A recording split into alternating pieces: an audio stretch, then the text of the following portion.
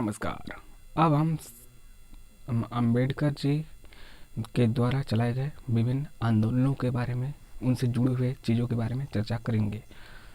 सन 1919 के उपरांत भारतीय राजनीति ने एक अलग रास्ते का चुनाव किया। जलियांवाला हत्याकांड 1919। अम्बेडकर के आगमन ने भारतीय राजनीति में जाति एवं श्रेणी के मामले में बड़े ही प्रभावशाली ढंग से शामिल किया। विभिन्न समसामयिक राजनीतिक और सामाजिक संगठनों के साथ ही उनके चर्चा एवं वाद विवाद ने जाति और श्रेणी पर राष्ट्रीय विमर्श को प्रभावित किया।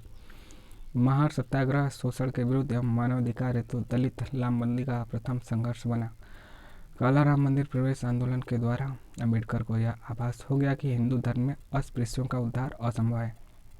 अपने संपूर्ण जीवन में अम्बेडकर जाति आधारित अर्थव्यवस्था और सामंतवाद से संघर्ष करते रहे। वे पहले नेता थे जिन्होंने ब्राह्मणवाद और पूंजीवाद दोनों के विरुद्ध अपने संघर्ष को शुरू किया। महार विरुद्ध एंटी महार वतन आंदोलन और खोती विद्रोह।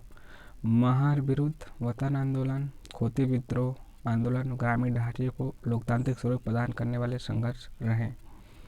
वतन आंदोलन, खोती विरुद्ध और महार विरुद्ध, जिसमें जातिवाद और सामंतवाद का दूर दूर तक कोई नामो निशान न हो। अम्बेडकर ने बॉम्बे में विभिन्न जाति और कामगारों को ब्राह्मणवादी और पूंजीवादी व्यवस्था के शोषण के विरुद्ध लामबंद करने का कार्य किया। जाति विरुद्ध और श्रेणी विरुद्ध संघर्ष के संयोजन तथा धर्म की पवित्रता के विवाद ने हमेशा इन संघर्षों को ऐतिहासिक तौर पर अतिवादित किया है और इसका परिणाम अत्यधिक उद्धारक रहा है। आगे देखते हैं।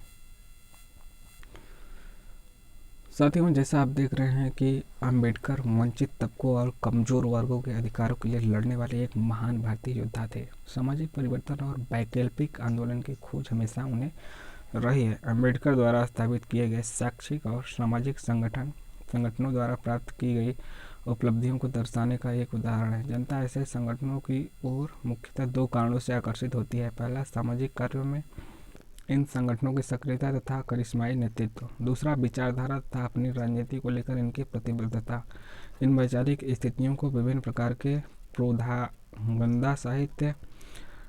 प्रोधागंदा पुस्तिकाओं, अखबारों तथा पत्रों के माध्यम से प्रचारित किया, जिनमें जन विमर्श के सबसे महत्वपूर्ण लोकप्रिय अखबारों ने हासिल किया। वे बृहद जनता के बीच में सामाजिक और राजनीतिक विचारों को फैलाने के लिए सबसे महत्वपूर्ण स्रोत है। इनके अखबारों में मूक नायक, प्रबुद्ध भारत और जनता जैसे महत्वपूर्ण अखबार शामिल हैं।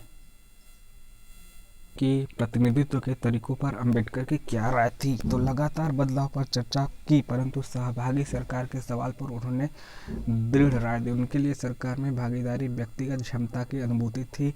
व्यक्तिगत क्षमता खुद के कानून के माध्यम से, आत्म सुधार और स्वशासन के माध्यम से पूर्णता की प्राप्ति अतिरिक्त कुछ भी नहीं है।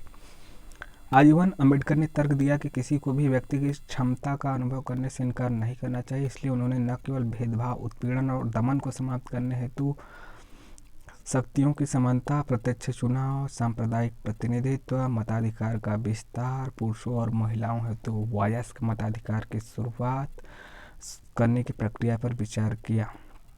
फिर से देखिए, भेदभाव, उत्पीड़न, दमन को समाप्त करना, शक्तियों की समानता, प्रत्यक्ष चुनाव, सांप्रदायिक प्रतिनिधित्व, मताधिकार का विस्तार, पुरुषों और महिलाओं हेतु वयस्क मताधिकार की शुरुआत पर जोर दिया। इन प्रक्रियाओं को मूर्त रूप प्रदान करने हेतु सक्रिय रूप से अभियान भी चलाया, जिसमें साउथ बोरो कमेटी, साइमन कमीशन, गोलमेज सम्मेलन के साथ उनके संबंध से पता चलता है। गोलमेज सम्मेलन, साइमन कमीशन, साउथ बोरो कमेटी।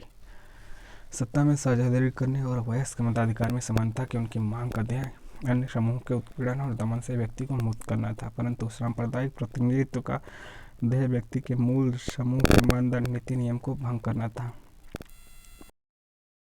ने कल्पना की कि